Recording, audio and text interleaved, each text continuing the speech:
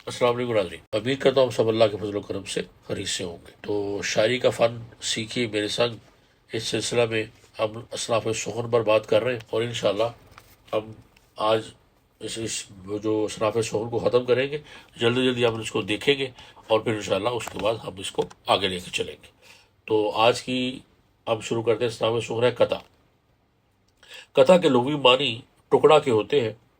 شاعری کی اصطلاح میں قطع اس صنف سخن کو کہتے ہیں کہ جس میں خصوصیات یہ پائی جائے کہ اس میں کم سے کم دو شعر ہوتے ہیں، لیکن یہ ضروری ہے کہ وہ رباعی کی بحر میں نہ ہو۔ قطع کے اشعار کی تعداد مقرر نہیں، یہ دو اشعار بھی ہو سکتے ہیں، اور کئی اشعار تک جو ہے یہ وسیع بھی ہو سکتا ہے۔ اور اس کی پہچان یہ ہے کہ اس میں مطلع نہیں ہوتا۔ قطع کے دو اشعار جو ہے وہ پہلے شعر کا دوسرا مصرع اور دوسرے شعر کا دوسرا مصرع آپس میں ہم ردیف اور ہم قافیہ ہوتے ہیں۔ اور ایک اور قطع کی خصوصیت یہ ہے کہ اس میں ایک ہی مضمون باندھا جاتا ہے، اور مضمون کی تکمیل کے لیے ہر شعر اپنے بعد میں آنے والے شعر کا نہ صرف محتاج ہوتا ہے بلکہ دوسرے اشعار سے معنی طور پر منسلک بھی ہوتا ہے۔ یعنی قطع میں اب ایک ہی مضمون جو ہے وہ بیان کر سکتے ہیں۔ غزل کی طرح یہ نہیں ہے کہ ہم ایک شعر میں کوئی اور مضمون بیان کرتے ہیں اور دوسرے شعر میں ہم کوئی اور مضمون بیان کر سکتے ہیں۔ قطع جو ہے یہ الگ سے صرف دو اشعار پر مشتمل قطع الگ سے بھی لکھا جا سکتا ہے، یا اس سے تین اشعار، چار، پانچ، جتنے بھی اشعار ہیں، لیکن اس کو غزل کے ساتھ جو ہے وہ مسل کر کے بھی اس کو لکھا جا سکتا ہے۔ اور اگر غزل کے ساتھ اس کو لکھا جائے تو کاف اینڈ پر لکھ کے جو ہے اس کو ظاہر کرتے ہیں اور اس کو قطع بند کہتے ہیں۔ اور اس کی مثال جو ہے وہ علامہ صاحب کا، جیسا کہ آپ لوگوں کو نظر آ رہا ہے کہ علامہ صاحب کا ایک قطع ہے کہ جرأت ہے تو افکار کی دنیا سے گزر جا، اے بحر خودی میں ابھی پوشیدہ جزیرے، کھلتے نہیں اس کلزم خاموش کے اسرار، جب تک تو اسے ضرب کلیمی سے نہ چیرے۔ تو اس کے بعد اب ہم دیکھتے ہیں کہ ایک ہوتا ہے ہائیکو۔ یہ ہائیکو دراصل جاپانی شاعری کی ایک حید ہے، بلکہ اردو میں انگلش کے توسط سے آئی ہے۔ یہ صرف تین مصروں پر مشتمل ہوتی ہے۔ اس شعر کی بیت میں بھی مخصوص ہوتی ہے۔ پہلے مصرے میں 5، دوسرے میں 7 اور تیسرے میں 5 سال میں ہوتے ہیں، یعنی سلیبل ہوتے ہیں۔ 5 یعنی 5 7 5 کی بجائے 4 7 8 سال میں بھی اس میں ہو سکتے ہیں۔ ہائیکو آج کل لکھی نہیں جاتی، اس لیے یعنی ویسے ہی ہمیں اسناف میں آ رہی تھی تو میں نے کہا کہ بتاتا چلوں۔ تو اب جیسے مثال ہے اس کی کرنوں کی ہلدی، تو شیزہ تو ایک کوپل مرجائے جلدی۔ تو اب اس میں کرنوں کی ہلدی، تو یہ جو ہے اس میں اب اگر آپ دیکھیں گے تو 5 اس میں سال میں ہے، اور اسی طرح دوسرے میں 7 ہے، اور پھر آگے والے میں دوبارہ سے 5 ہے، بر جائے جلدی۔ تو اس کا اسی طرح یہ اس کا وزن ہوتا ہے۔ اور اس کے ساتھ ایک سلاسی ہے جو رباعی جب تھی، تو رباعی کی تقلید میں اردو میں سلاسی کو ایجاد کیا گیا، جس کے جیسا کہ نام سے ظاہر ہے کہ اس میں ایک ہی وزن کے 3 مصرے ہوتے ہیں۔ پہلا اور تیسرا مصرع ہم ردیف اور ہم قافیہ ہوتے ہیں۔ یعنی جب بھی دیکھا اسے تو یاد آئے، چاند کے گرد گھومتے تارے، دھوپ کے گرد بھاگتے سائے۔ یعنی پہلا مصرع اور تیسرا مصرع اس میں ہم ردیف اور ہم قافیہ ہوں گے، اور باقی جو مصرع ہے وہ اس دونوں مصروں کے وزن پہ ہوگا، لیکن یہ تینوں ثلاثی کے جو مصرے ہوں گے وہ ایک ہی وزن پہ ہوں گے۔ تو آگے مثلث ہے اور غیر مثلث ہے، اور غیر تابع مثلث ہے۔ تو مثلث جیسا کہ نام سے اگر ہم دیکھیں تو مثلث ایسی نظم کو کہتے ہیں جس کے ہر بند میں 3 مصرے ہوں۔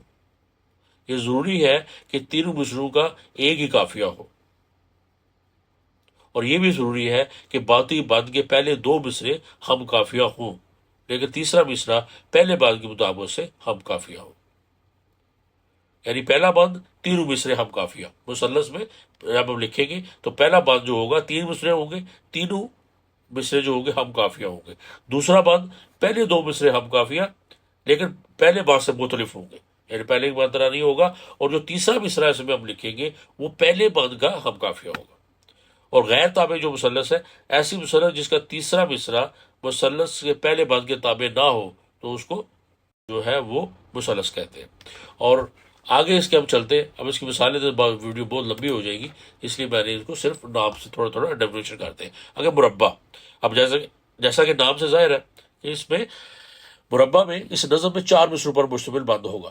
پہلے بند کے چاروں مصرے ہم کافیہ ہوں گے اور بعد میں آنے والے بندوں کے 3 مصرے ہم کافیہ اور چوتھا مصرع پہلے بند کا ہم کافیہ ہوگا۔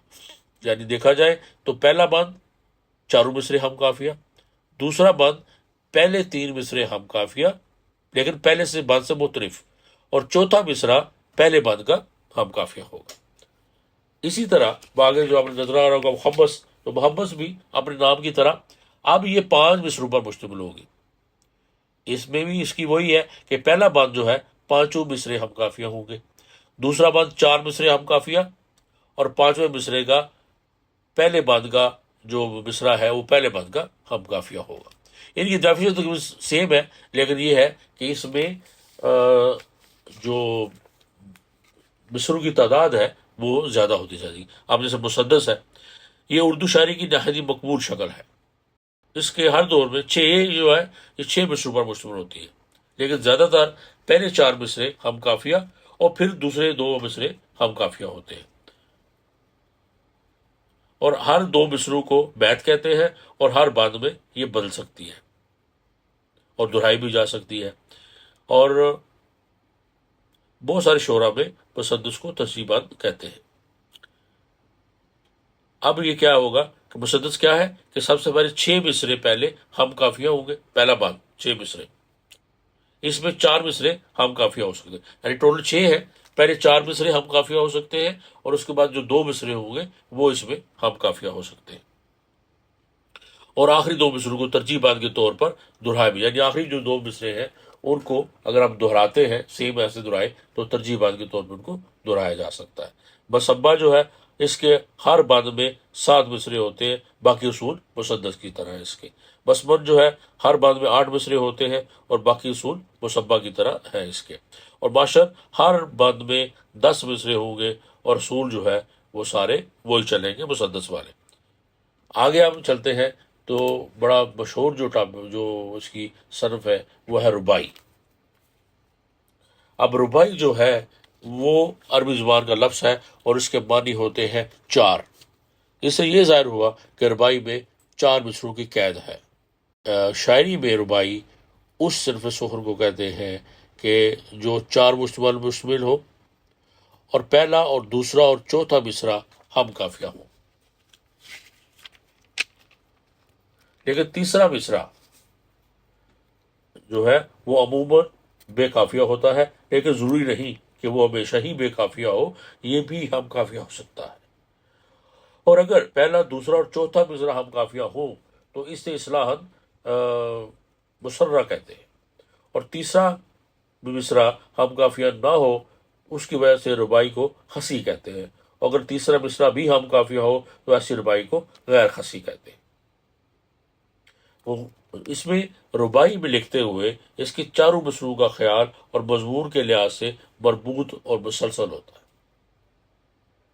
اور اس کا جو چوتھا مصرع ہوتا ہے اس کے اندر ربائی کی جو ہے وہ تکمیل ہوتی ہے، یعنی ربائی میں بھی ایک مضمون صرف ایک ہی مضمون باندھا جاتا ہے، ایک کی مضمون کے متعلق جو ہے وہ بات کی جاتی ہے، اور اس کے چوتھا مصرع جو ہوتا ہے وہ اس کی تکمیل مضمون ہوتا ہے اس کا۔ اب اس کی مثال جو ہے، اب اس کی زیادہ تفصیل نہیں دیکھتے، اب اس کی مثال اب آپ کے سامنے ہے کہ علامہ صاحب کی ایک ربائی ہے کہ رگوں میں وہ لہو باقی نہیں ہے، وہ دل وہ آرزو باقی نہیں، نماز و روزہ و قربانی و حج یہ سب باقی ہے، تو باقی نہیں۔ تو یہ ہوگی ہماری ربائی ہو گئی۔ ربائی کے بعد آخری جو ہے وہ ہماری جو ہے ہم بات کریں گے کہ مثنوی کے اوپر۔ مثنوی کا لفظ عربی کا لفظ مثنا سے ہے، اور مثنا کے معنی 2 کے ہیں۔ اصطلاح میں بیت کے لحاظ سے ایسی مثنوی اس صرف سخن اور مسلسل نظم کو کہتے ہیں جس کے شعر میں دونوں مصرے ہم کافیہ اور ہم ردیف ہوں گے، اور ہر دوسرے شعر میں قافیہ بدل جاتا ہے، مگر پوری مثنوی ایک ہی بیان میں ہوتی ہے۔